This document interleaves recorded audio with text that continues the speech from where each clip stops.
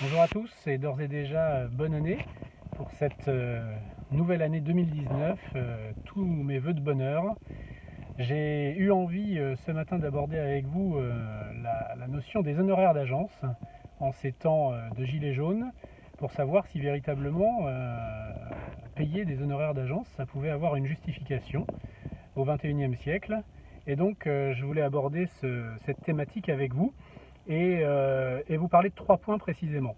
Le premier, c'est l'aspect du prix, tout simplement, et vous comptez quelques expériences récentes, notamment une estimation que j'ai faite il y a encore 15 jours, juste avant les congés de Noël, pour une maison appartement très très difficile à évaluer, que les propriétaires ont acheté au mois de juillet. Voilà, sans vous dévoiler le montant, une maison appartement de 170 mètres carrés que j'ai estimé avec un autre confrère d'ailleurs, donc on est tombé pile poil dans les mêmes estimations à 10 000 euros près. Sauf que ces gens l'ont acheté en direct de particulier à particulier 80 000 euros plus cher il y a maintenant 7 mois. Et donc ça pose la problématique puisque aujourd'hui ils ont un nouveau projet de vie dans le sud et que cette nouvelle risque fort de décaler pour le moins de beaucoup, de quelques années en tout cas, leur projet. Donc voilà, le premier intérêt finalement d'un agent immobilier, c'est peut-être aussi d'estimer son acquisition à sa juste valeur.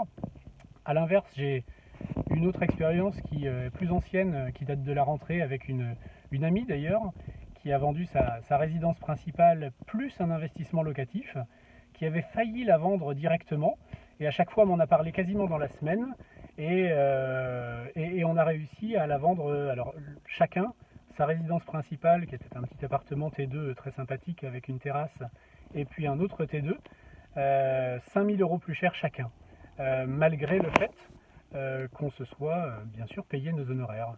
Donc finalement, elle a réussi à vendre plus cher son bien, tout en payant et en étant accompagnée de nos honoraires lors de la vente de son bien.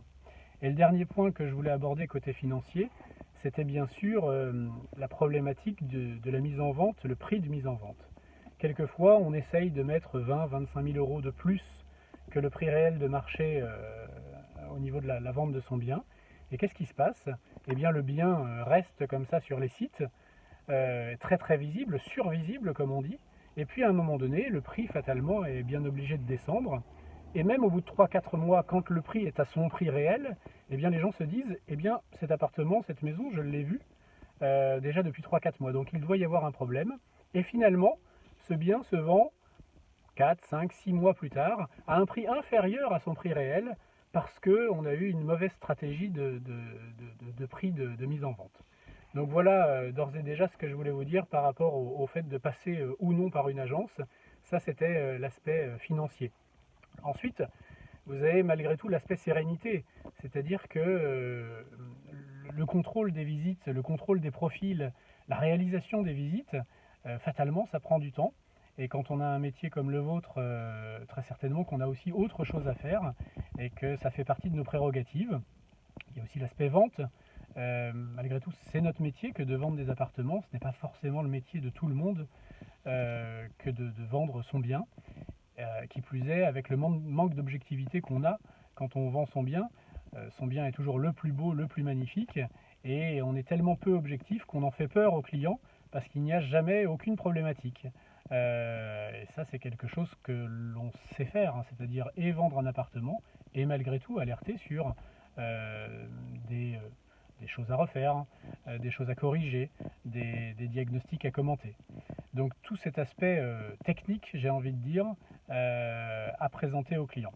Et enfin, il y a l'aspect sécuritaire dans l'accompagnement jusque chez le notaire, dans le fait de signer un compromis très vite. Dans la vente de PAP, très souvent, il faut faire appel à son notaire pour signer un compromis de vente, et ça prend environ 15 jours. Avec une agence, c'est quelque chose qu'on va réaliser sous 3-4 jours. Et 3-4 jours, ça permet à l'acquéreur de ne pas changer d'avis. Les acquéreurs aujourd'hui sont surconnectés. Ça nous permet de bien, entre guillemets, serrer la vente finalement. Excusez-moi l'expression, mais c'est comme ça qu'on la nomme.